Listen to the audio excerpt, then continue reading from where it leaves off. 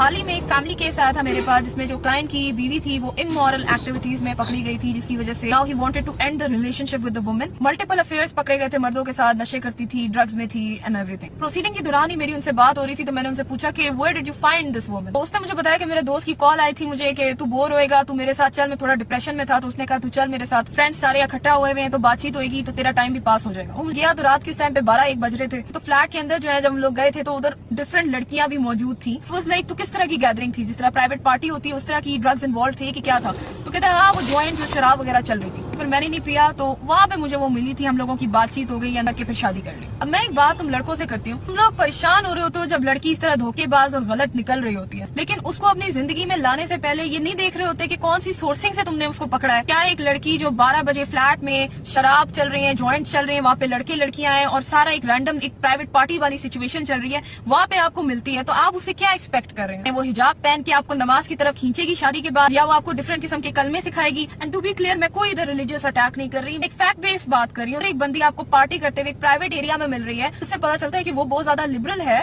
She is allowing those drugs to be around her, she is okay with the opposite gender in a way जहाँ पे dances चल रहे हैं और ये सारी चीज चल रही है। If you are liberal and you want to do all that, good for you, आप करो यार। वो वैसी ही रह सकती है जिस तरह से आपने उसको पाया। एक वर्किंग लॉयर या एक वर्किंग डॉक्टर से शादी कर रहे होते हैं, तो आप ये नहीं एक्सपेक्ट कर सकते कि वो एक परफेक्ट हाउस वाइफ मटीरियल आपको देगी। एक स्ट्रॉन्ग औरत होगी, वो एक फील्ड में काम करने वाली औरत होगी। ऑलवेज फॉर मेन, आप लोग ये देख के शादी ना किया करो कि लड़की बहुत प्यारी है, ओके जिंदा है, हाँ ठीक है डन, हम कर रहे हैं शादी। इंपॉर्टेंट चीज उसकी ये है कि आप सोर्सिंग चेक करें, वो कहाँ आपको मिल रही है भाई। तो अब एक औरत की डिफरेंट वैल्यूज और आपके डिफरेंट वैल्यूज, और उस औरत को अपने हिसाब से आपने चेंज करना है, ठीक है, एडजस्ट करने के लिए, तो वो मैरिज कभी भी नहीं चलेगी। It's gonna collapse.